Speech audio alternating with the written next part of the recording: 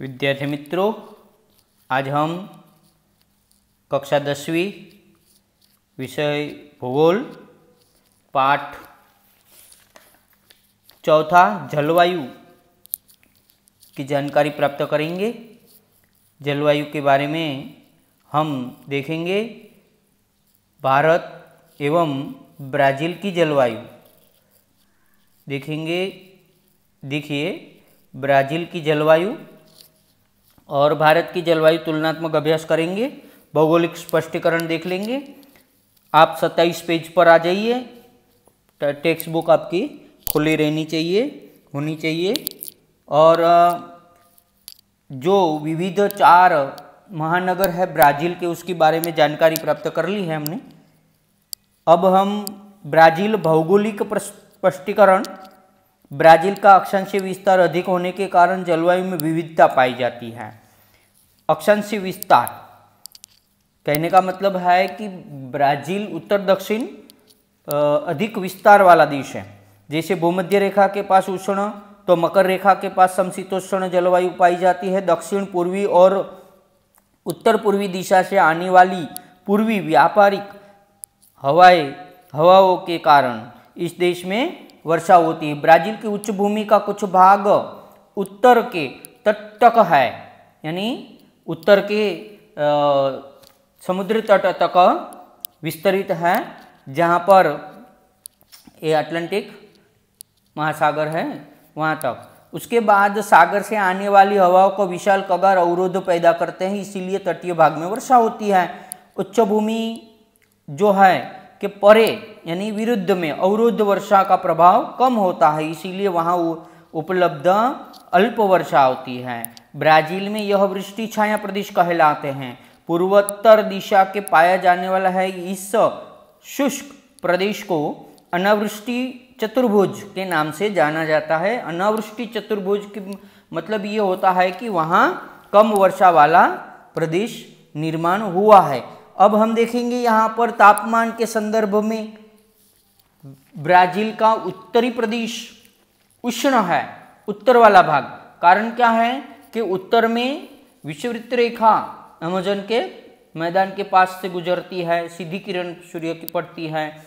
और दक्षिण प्रदेश का तापमान तुलना में कम है, इसीलिए ऋतु अनुसार विविधता पाई जाती है।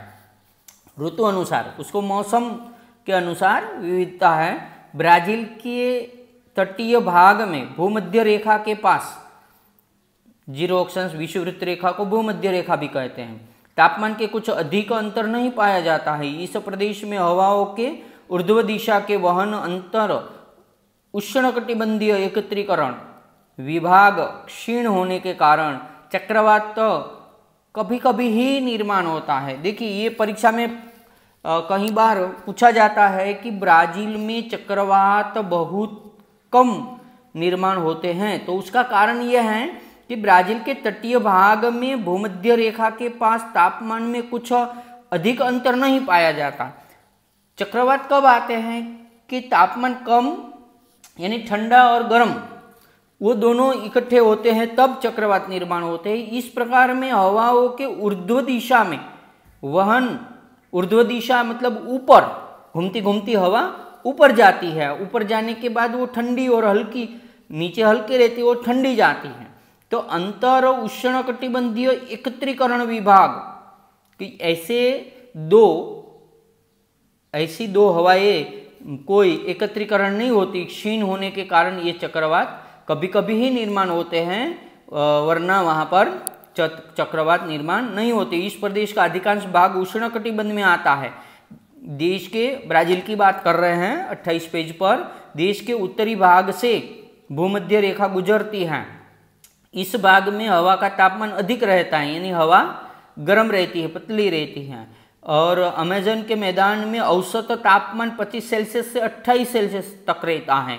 उच्च भूमि इस प्रदेश में मौसम ठंडा रहता है क्योंकि दक्षिण भाग में है, और सागर की निकटता के कारण तटीय प्रदेश में जलवायु सौम्य एवं आर्द्र रहती है। सौम्य आर्द्र, सौम्य का मतलब होता है वो 18-20 से ऊपर नहीं जाती, और आर्द्र मतलब भेज वाली रहती है।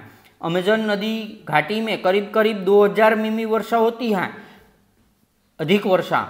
और दक्षिण पूर्वी तट पर 1000 से 1200 मिमी तक वर्षा होती है। और यहाँ पर अब भारत में के 4 महानगर बताए हैं, उसमें से हम देखेंगे कि भारत के 4 महानगरों का विवरण फिर बाद में मैं आपको एक ऑडियो देता हूँ, वो ऑडियो के माध्यम से अच्छे ढंग से व्यवस्थित हम इस पाठ को पूरा समझ पाएंगे और स्वाध्याय भी कर लेंगे। दिल्ली देखिए 28 पेज पर भारत की बात है। दिल्ली एवं कोलकाता के तापमान वक्र में क्या समानता है, तो दोनों शहरों में जनवरी से मई में तापमान बढ़ता है और अगस्त से नवंबर महीनों में तापमान में कमी आती है। चारों शहरों में औसत न्यूनतम अधिक तापमान श्रेणी की गणना कीजिए।